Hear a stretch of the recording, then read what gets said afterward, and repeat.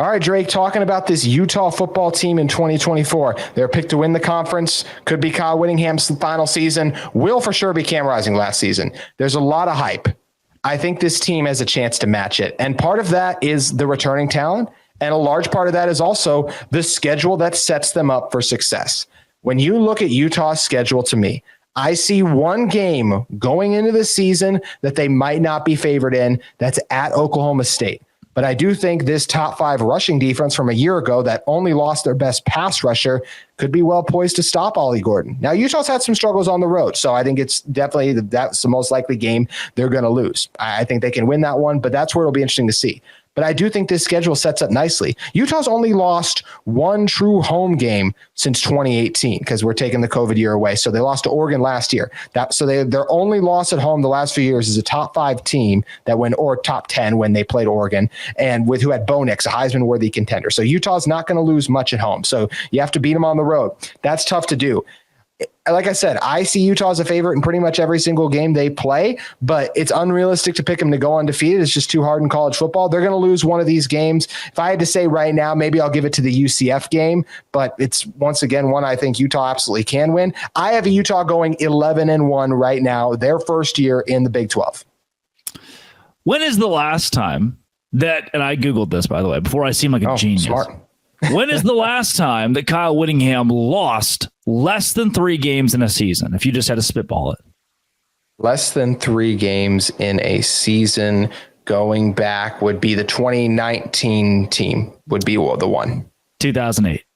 It's been 2008. What's the 2019 team? Who did they lose 11-3, baby. The Alamo Bowl. Oh, 3 or less. You're right.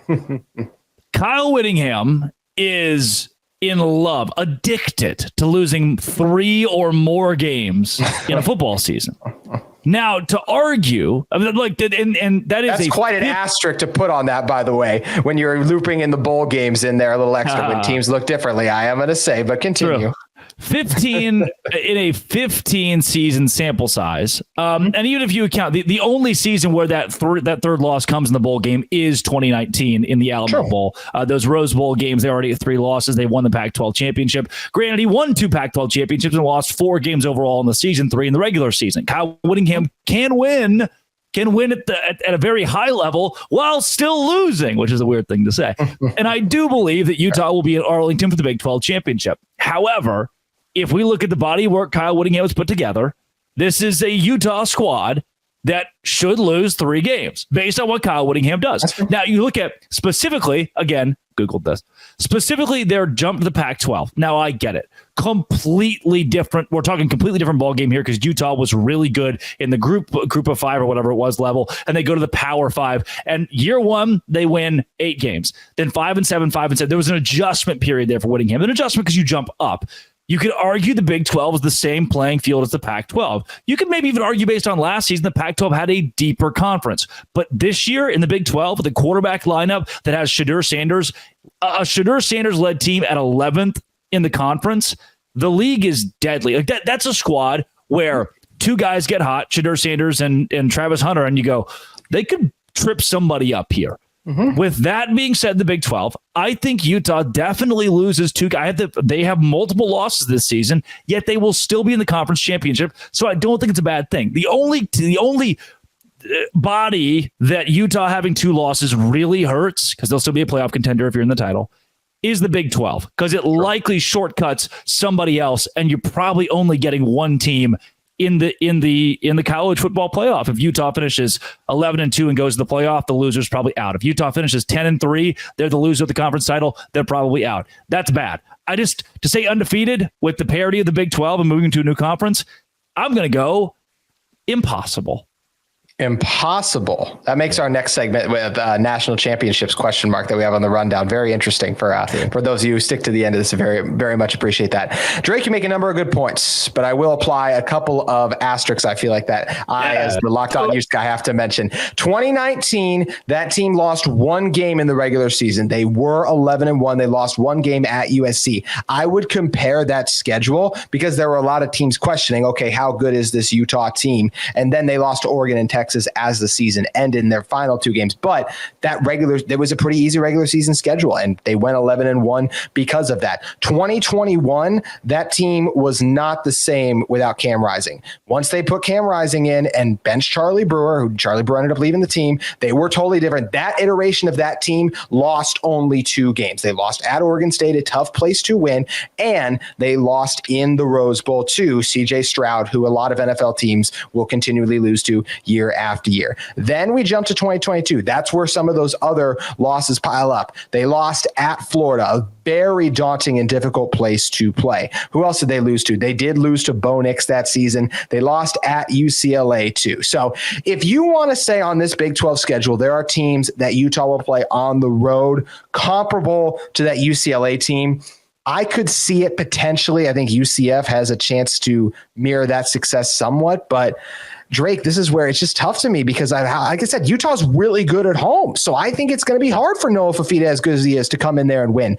The Oklahoma State game, I like that for Utah just because of the matchup I mentioned specifically. But that is, once again, their most likely loss on this schedule. But I just feel like they have a chance to repeat what they did back in 2019 because it's a strong defense with Cam Rising, some quality weapons. And I do feel like, as even 24/7 Sports, I remember put it out, this is one of the easier schedules in college football because you miss Kansas and Kansas State, two of the other top teams in this conference, completely. So, I Googled it. 2019, Utah plays 1 ranked game in the regular season. So I thought, well, God bless. The Big 12 schedule is going to be much tougher than that, home or road this year. However, Southern Utah, Baylor, Utah State, none of those are going to be ranked. Oklahoma State and Arizona are both very likely ranked when Utah gets to them. But Arizona State, TCU, Houston, BYU, Colorado, your last 2 shots are Iowa State and UCF. I think ceiling is 4 ranked games for Utah this year. And if that's the ceiling, it probably ends up falling around the 2 or 3 mark. Brett Yormark said, welcome to the club, boys. Here's a huge gift. So will Utah have the opportunity to win 11 games in the regular season, especially based on their home schedule, which is still pretty easy, by the way? I mean, you look past the Arizona game and you're going, oh, well, most of the games left at home are still not terrible. Iowa State's not, it's tough late in the season. But again, Rice Eccles is a killer, a giant killer for whoever comes into town. That all taken into account, you're silly not to have Utah as a double-digit win team in the regular season. To go undefeated, I agree. I'm going to pull back on it because, again, it is such a challenging thing to do, especially in the Big 12 conference. Even TCU got through an undefeated regular season before losing to Kansas State in the Big 12 championship. It can be done. It can be done in the modern era, as the Horned Frogs proved. However, I just think Utah gets at least two little trips with Oklahoma State and UCF where things just don't go their way. And luckily, by that UCF game, they've already punched their ticket to Arlington. That's the hope. I mean, get to the Big 12 championship game, and then it's obviously it's a massive disappointment if this team especially didn't make the Big 12 championship game, but still to get in there and not win the conference when there are so many reasons to believe this could be one of the best seasons we've ever seen from a Utah team. It would be a massive disappointment. So I'm excited to see if they can live up to the hype. And let's play a little bit more of a hypothetical, Drake. If Utah does live up to the hype, then that means they won the Big 12 and they officially punched their ticket to the college football playoff, and they'll get a bye because they won the conference. So that means they'd be 3 games away from being national champs. Now, I don't think Utah will be national champs, but they will have a shot to, because they will be in there. And all it takes is a couple of games to break their way. I do think Utah is capable of beating one of the Giants, just like we kind of, this is the exact reverse of what we just talked about. Like when I look at Utah versus UCF on paper, I say Utah should beat UCF. UCF could absolutely find a way. I think Utah, depending on who breaks through, like if it's an Ole Miss, I absolutely think Utah can beat Ole Miss in a game. So, yeah, and then after that, if they run into a Georgia or Ohio State, that's where it gets really difficult. But the fact of the matter is, if you're among the last few teams standing, you have a chance to win a national championship. And I think Utah will be one of the 8 last teams remaining. So they're at least going to be in that discussion.